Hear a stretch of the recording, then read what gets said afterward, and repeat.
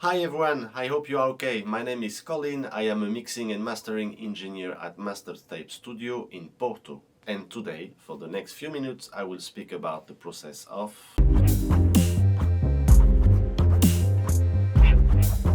So mastering is the last step into the post-production process before a song or an album is released to the public.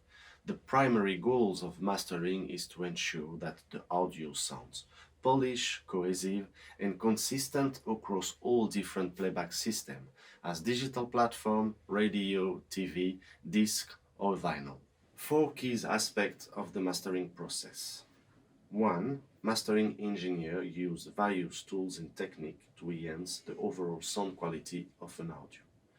It involves precise EQing, balance frequencies, compression for the dynamic, and the control of the stereo image.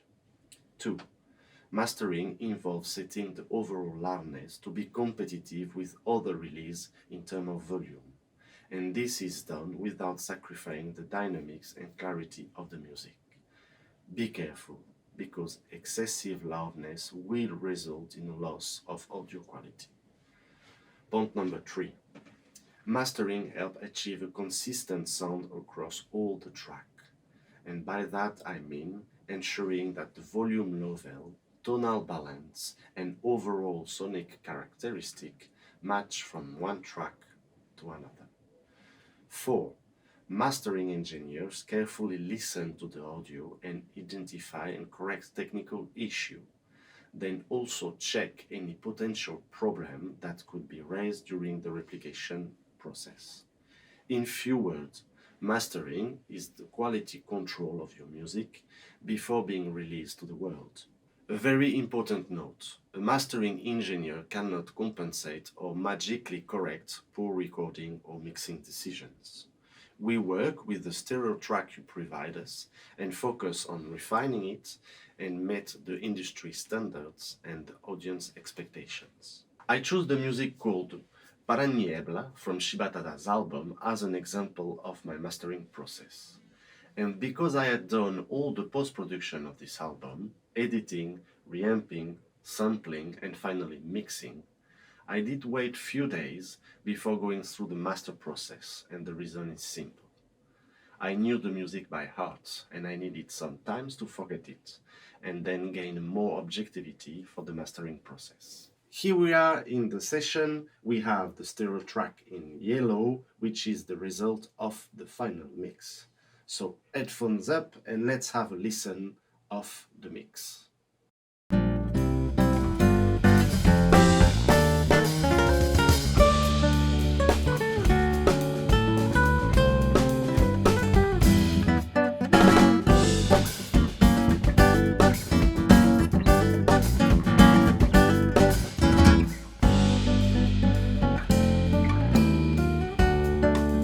Same session, same mix. Now let's talk about the compression / limiting I had on the top of my chain.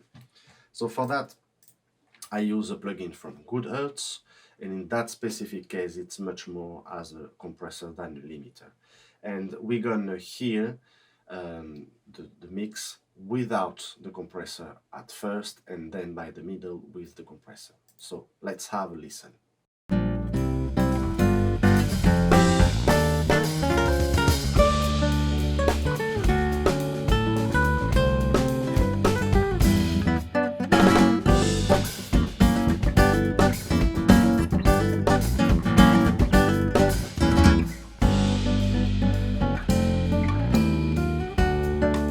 So the reason I choose this parameter is that I feel that the medium and the medium high frequency are much more focused and narrow, and which I like.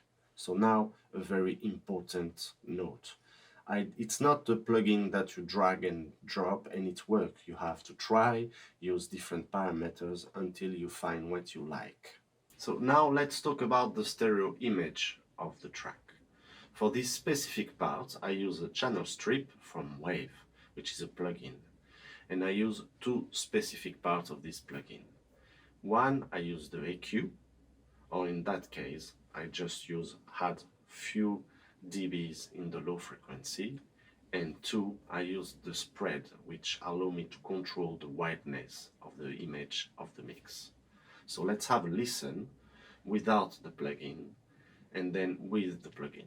Here we are back into the session. We already have the compressor of the chain on, and now we're going to speak about the stereo image of the track.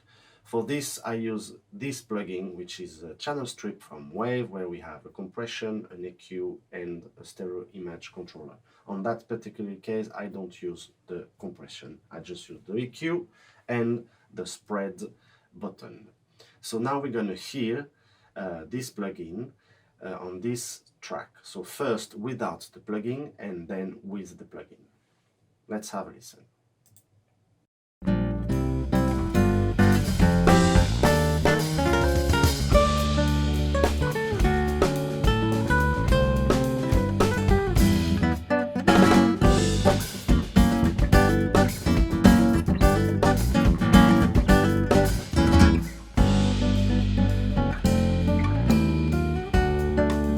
So for me, this is a key tool. It's almost a different music. The space is wider and deeper.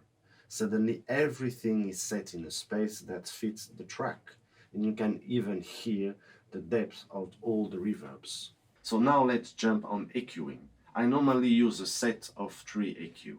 Number 1, plugin that allow me to be very precise, which are in the PC. 2, I use outboard from Kush Audio, which is a parallel EQ, which is the clariphonic, and this one does wonders.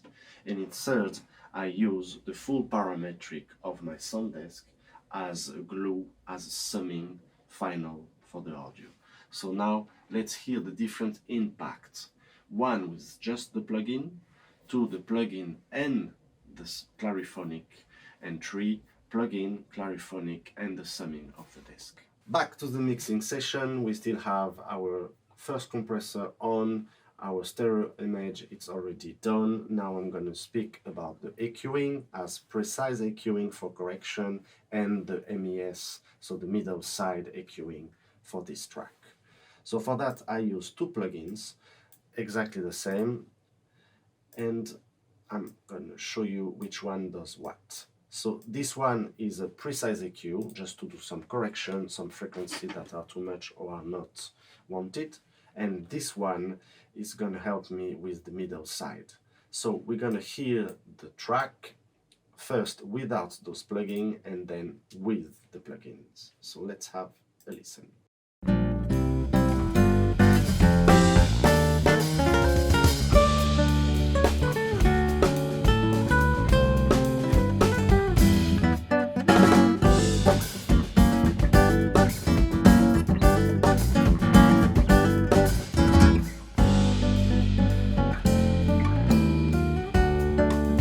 Okay, so that for me it's very clear. So what I notice with this frequency, which is 254 Hz, is that when it cut it, it definitely cleared the mix. So that's why I did this exact cut, which is quite abusive, but I think it was necessary. I also cut everything under 24 Hz, which is not necessary. On this one, what I did, I control the brightness and all the high frequency in the middle of the mix. So what I wanted to do is to don't have so much brightness into the middle and let all the high frequency go to the side. And what you can notice, and when I activate this plugin, suddenly the bass and the kick gain more presence into the center, which is exactly what I was looking for. So first compressor is on, the spread image it's taken care of, and the correction of precise EQ is done. So now we're going to have a listen with the outboard and add some magic into this. So we're going to hear first with the outboard clariphonic, which is a parallel EQ, and then with the summing of the desk and the full parametric of the desk. So let's have a listen.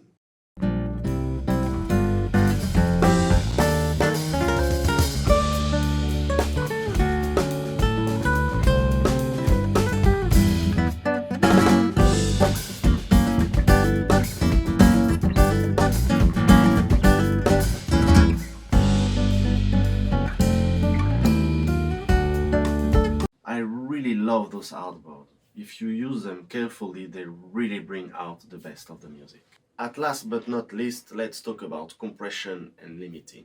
So first, I use very lightly an outboard. It's a valve compressor from Out Technology to control the low frequency.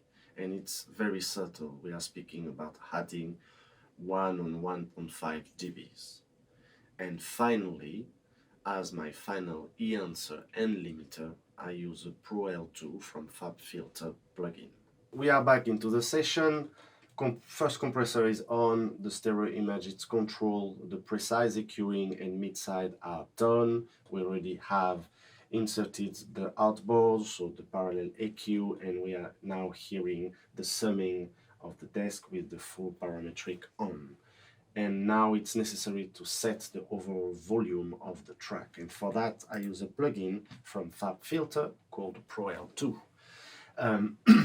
As you can see, I'm adding 3 dBs on the main volume of the track, and as you will see, I'm controlling the peak from 1.7 dBs. So now let's have a listen without the plugin and then with the plugin.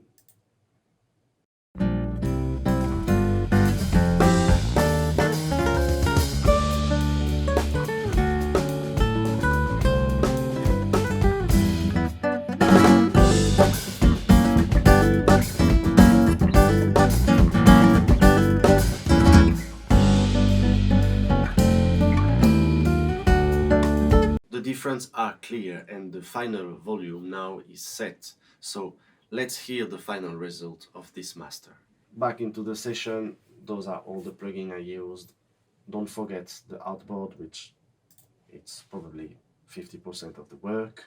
And now we're going to have a listen to the last results of this master.